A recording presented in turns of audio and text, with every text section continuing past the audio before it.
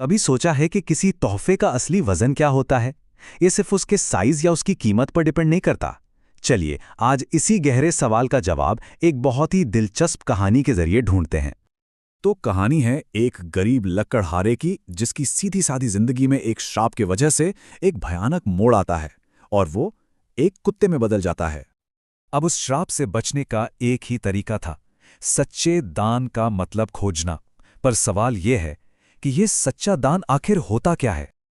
तो सवाल ये है कि एक सीधे साधे लकड़हारे की किस्मत में इतना भयानक मोड़ आया कैसे? चलिए कहानी की शुरुआत में चलते हैं और जानते हैं कि उसे ये श्राप क्यों मिला। कैलाश नाम का एक लकड़हारा था जो जंगल में अपना रोज का काम कर रहा था, और बस गलती से उसने एक ऋषि की गहरी तपस्या में खलल डाल दिया। और ऋषि का गुस्सा, सोचिए सालों की तपस्या एक पल में भंग हो गई। वो चिल्लाए, मैं तुम्हें श्राप देता हूं कि तुम कुत्ते बन जाओ, तुमने मेरी बरसों की साधना तोड़ दी है। लेकिन ऋषि ने एक रास्ता भी बताया। थोड़ा मुश्किल था पर था। उसे दो ऐसे लोगों को ढूंढना था जो सबसे शुद्ध, सबसे सच्चा दान करते हों, और फिर उनके बचे हुए खाने का सिर्फ एक टुकड़ा खाना था बस, और वो वापस इंसान बन सकता था। तो अब इस मुश्किल सफर पर कैलाश को पहली उम्मीद की किरण दिखी। उसे पहला सुराग मिल गया था। कुत्ते के रूप में कैलाश सबसे पहले एक दयालु पंडित जी के पास गया, जिन्हें वो पहले लकड़ियां बेचा करता था। उसे लगा कि पंडित जी एक सच्चे दानी जरूर होंगे। और पता है क्या हुआ? कैलाश का अंदाजा बिल्कुल सही निकला। पंडित जी, जिनके पास खुद खाने को ज्यादा नहीं था, उन्होंने बिना सोचे अपना खाना उसे दे दिया। और जैसे ही कैलाश ने वो खाना खाया, एक चमत्कार हुआ। उसका आधा शरीर 50% वापस इंसान का बन गया। आधा काम हो गया था। लेकिन कहानी इतनी सीधी नहीं थी। आधा सफर तो हो गया, पर बचा हुआ आधा बहुत मुश्किल होने वाला था।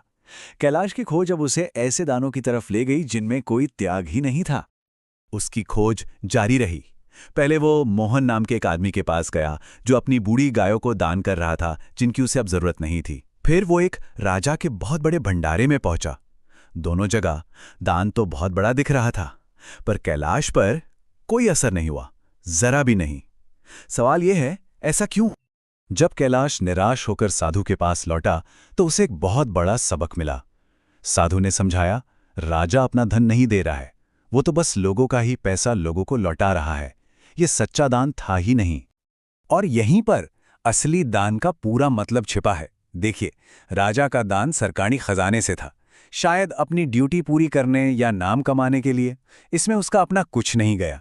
दूसरी तरफ पंडित जी का दान उनकी अपनी कमाई से था, सच्ची करुणा से, और उसकी कीमत थी उनका खुद का भोजन। तो अब जब बड़े बड़े दान काम नहीं आए, तो असली जवाब कहाँ मिला? एक ऐसी जगह जहां किसी ने सोचा भी नहीं था। और फिर आखिरकार वो श्राप टूटा। और पता है कैसे? किसी राजा या अमीर आदमी से नहीं, बल्कि एक बूढ़े किसान ने जब उस भूखे कुत्ते को देखा, तो अपने छोटे से खाने में से उसे भी हिस्सा दे दिया। ये एक बहुत ही मामूली काम था, लेकिन यही सच्चा त्याग था। और इसी के साथ कैलाश पूरी तरह से वापस इंसान बन गया। कैलाश की कहानी से ये तो साफ हो गया कि त्याग ही सब कुछ है। इस बात के वजन को और गहराई से समझने के लिए चलिए 4 रोटियों की एक और जबरदस्त कहानी देखते हैं। तो कहानी के सेंटर में है बस ये 4 रोटियां। ये उस दिन एक पंडित का पूरा खाना था। एक राजा ने पंडित के इस पुण्य को खरीदना चाहा, तो एक तराजू लाया गया। एक पलड़े पर पंडित का वो पुण्य रखा गया जो उसने एक भूखी कुतिया को अपनी 4 रोटियां देकर कमाया था, और दूसरे पलड़े पर राजा का पूरा खजाना। और नतीजा देखकर सब हैरान रह गए। राजा के पूरे खजाने के बावजूद 4 रोटियों वाला पलड़ा कहीं ज्यादा भारी निकला। इससे यह साबित हो गया कि त्याग की ताकत किसी भी धन दौलत से कहीं ज्यादा होती है। तो इन दोनों कहानियों से हमने क्या सीखा? असली दान का मतलब आखिर है क्या? देखिए, सच्चा दान वो नहीं जो आपके पास बहुत ज्यादा है उसमें से दिया जाए। सच्चा दान वो है जब आप त्याग करते हैं, जब आप वो देते हैं जिसकी कमी शायद आपको भी महसूस हो, और ये सिर्फ और सिर्फ करुणा से किया जाता है, किसी इनाम या पहचान के लिए नहीं। मतलब ये दिखावे के लिए नहीं होता, निस्वार्थ होता है। इसमें हमेशा एक व्यक्तिगत त्याग शामिल होता है। ये दिल से आता है, सिर्फ जेब से नहीं, और इसकी जड़ में होती है सिर्फ और सिर्फ करुणा। तो इन कहानियों का सार बस इतना सा है कि दान का वजन उसके आकार से नहीं बल्कि उसके पीछे के त्याग से तय होता है। और ये बात हमें सोचने पर मजबूर करती है कि हम अपनी जिंदगी में जो कुछ भी देते हैं उसका असली वजन क्या है।